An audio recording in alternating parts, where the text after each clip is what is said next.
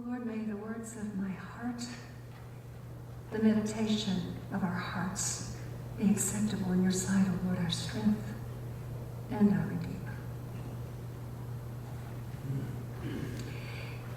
We think today about the journey of 1,000 steps, or 1,000 miles rather.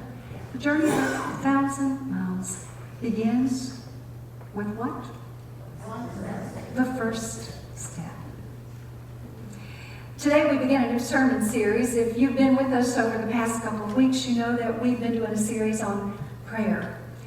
I don't care how many times I preach on that. There's never a time in my ministry when I've not done that it hasn't reinvigorated and renewed my whole interest in prayer and just the study and the institution of it. I know it was filling for me, and I hope that it was for you. This month of September, as summer ends, as school begins, as our church faces the breaking off into 2 worship services again and the changes that may come along with that, not to mention the changes that are occurring in the United Methodist Church overall, and the possibility that this United Methodist Church of ours may find its way to a place of division and trying to make sense of that along the way. It seemed fitting that we would start September with a series on transitions. Transitions. As an itinerant United Methodist pastor, I can tell you I have a pretty good command of this subject. A lot better command than I've had of things so far this morning. Not sure what's wrong with me. But hopefully I'm with it in the preaching moment. But I have a pretty good idea about what transition is about as an itinerant pastor. There's not a one of us here who hasn't faced it, who won't face it, and who doesn't have some story about how well they managed it or didn't manage it, much less embraced it or understood what it was about. If we have some sense that the change that we're going through has value, it will add value to our life, or it will give some type of purpose or meaning to our life, then that change tends to be easier than those that just seem to happen willy-nilly, that visit themselves upon us with no good explanation. So my hope is that when we go through this series for this month, that we'll find some material that will enlighten us, that will challenge us, that will inspire us, and that will help us understand ourselves better, and maybe our neighbor better, and then make us stronger and better people of faith in the midst of it. As we do this series, Scripture is full of all kinds of stories of people who face their own transitions, their own times of change. And I thought to start out today, we would start in the book of beginnings with Genesis, and that we would look at Abram. As Joyce said to you, this story is indeed the call of Abram. Before that happens, however, we meet all kinds of intriguing people in the book of Genesis. We meet Adam and Eve and their sons Cain and Abel. We experience the first murder, which was a fratricide. We meet Noah and his sons, Shem and Ham and Japheth.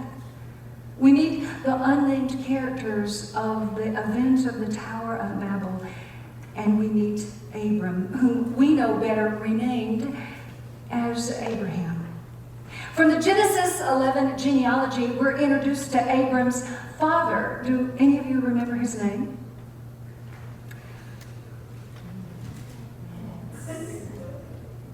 Terah.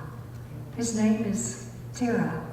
Interestingly enough, we don't get Abram's mother's name. Not so unusual, always in Scripture, not to list the matriarch. However, there are those there, and we'll talk about some of those. But we have just lost that story of who she was and what of her made Abram who he was. A whole personality lost. I wonder what she was like. If you're familiar with Genesis, you know that Abram had 2 brothers, one who died and who left a son whose name was Lot, the nephew of Abram, who accompanied him to the land of Canaan. He migrated with him there. We also learned that Abram took a wife, Sarah. She had a unique situation. Do you remember what that was? She was barren. She couldn't conceive. And it was no small thing in Jewish law. If you married a woman who couldn't conceive, and if after 10 years she was still infertile, you could turn her back over to her family and give her a writ of divorce. It was no small thing that she couldn't conceive. But we learn that through this Genesis story, that God intended to bless all the peoples of the earth, so creativity was going to be called for in Sarah's stead. And so in their old age, they experienced a miracle and pleasure. And Isaac was born. As chapter 11 or chapter 12 begins, we get the sense that Abram and God already have a strong relationship. It's not just anyone who could ask someone to leave everything they've ever known, their father, their country, their kindred, and to go to a land that I will show you. No GPS, no designated place to go other than Canaan. Sketchy, it was already occupied by other people. Not to mention that Abram was 75 when he was asked to take this journey. Anybody here willing to admit they're 75? You want to start out on a great adventure to the unknown? You never know where God's going to take you, just that he has a great call for you. And I love how the narrator explains the story. And Abram got up and went. Who does that? Some could say the narrator placed that in the story. Maybe Abram protested and it wasn't recorded. Maybe he expressed some fear and it wasn't recorded. We don't know. I can only imagine. I know that I would have had lots of questions. But here, the author would have us know that Abram just got up and went. We also know that later, 4 chapters later, when he was promised this child that his progeny would bless all the people of the earth, Sarah couldn't wait much longer. And you know what she did? She gave her handmaid to Abram, and they conceived and had Ishmael, who was not intended to be the child of promise. Abram, the trusting and at times the untrusting. If you're a student of Scripture, as Joyce said to you earlier, you know that this story is the call of Abram. God had a special plan for him, which was going to involve a lot of changes in his life. He intended to make a great nation of him, where all the people of the earth would bless him, and through him, all the people of the earth would find their way into being. It's a huge generational responsibility that was put on him. It was a great role of celebrity that I wouldn't have wanted. I can't imagine how he carried that burden. I wonder lots of things about this text. I wonder if he wanted to ask questions. I wonder if he wanted to protest. I wonder what would have happened if he had said, "No, I will not go." What would have happened if he had said, "No, I will not go"? Look, question 1 in your bulletin. How well do you deal with change? It's one thing if you are expecting a change or if you initiate a change yourself, right? I know that when I decided that I was ready for a new adventure after coming home from the Czech Republic, serving in the Tennessee conference, of the Holton conference for 3 years, and just had this burning desire in me for something more. I knew there was something more. And I got into a coaching relationship with someone and really began to explore what's this restlessness about it and where will my ministry take me next, and interviewed with several different conferences to try to determine which would be the place to go. I initiated that, and I ended up out here, another story for another day, but that felt good because I was the master of my destiny, so I thought. Not. But I had some say over that. I tilled that soil and made some of that happen, and God apparently seemingly opened doors. But for those things that happen to us unexpectedly or unwillingly, how do we deal with those? When I began my seminary adventure in Atlanta at Emory University, I was in the midst of, within those first couple of months, facing a lot of life changes. I entered that seminary experience with a marriage that was already troubled. I knew that eventually that marriage would probably end. I also entered that experience with a very smug and very certain Bible-belt faith. I was right and you were wrong, and no one was going to convince me otherwise.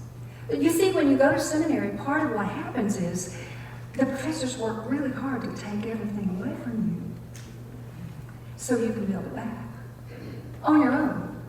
Without the benefit of your parents or your region or your culture or your belief system, you have got to find your own way. Build on those blocks if you wish, but you've got to find your own way. How else are you going to lead a congregation if you yourself don't even know who you are? So here I'm facing a troubled marriage already. I was growing, my spouse was not. My faith had been taken away. I was trying hard to build it back. I was having a hard time. Fortunately, one of my professors said, I need to introduce you to a book, girl. You need something to help. It was called Transitions, Making Sense of Life's Changes by William Bridges. And I owe that man flowers every day for the rest of his life, or whatever he needs for the accolades for all that he did for me in introducing me to that read, and the many different people that I have introduced that read to through the years as they have faced their own transitions. I mentioned earlier to consider our own United Methodist Church as we think about change. We've just received a wonderful gift from a beautiful saint. When churches receive great big gifts, it changes them. Part of what we're trying to do through our church and our leadership team is to try to find healthy ways to accept that gift and be responsible with it. This particular week, Judy Cushing and I went down to visit our district superintendent. We wanted to look at what would it take to bring an associate pastor back to this church. You could say, well, we don't have the numbers for that. Well, I can tell you, in terms of the pastoral care, there's a desperate need for it in the midst of everything else we do. But boy, it was a chunk of change, wasn't it, Judy? We have it. The question is, do we want to just survive, or do we want to thrive? Look at our heads. I covered mine with red. You probably didn't know that. Some of you do too. We're aging, folks. And for those of us who die and we bury, we're not bringing a lot of new folks in. We got Andy and TJ out there in the balcony, probably two of the youngest we've got. Thank God they've stayed. A lot of young folk don't even walk in the door. Do we want to just survive, or do we want to thrive? You know what? It's going to take, it probably will take another pastor. And you know what it would probably take? A millennial pastor. The DS said to me, are you up for it? They're not going to do ministry the way you do. I had to bite my nails. I know they wouldn't. I'm telling you this because I'd rather it not be a secret. I am going to ask for it. We might not be able to do it right away, but we better do it soon, folks. What does it mean? To go through change, and not just to want to thrive and get by, but survive.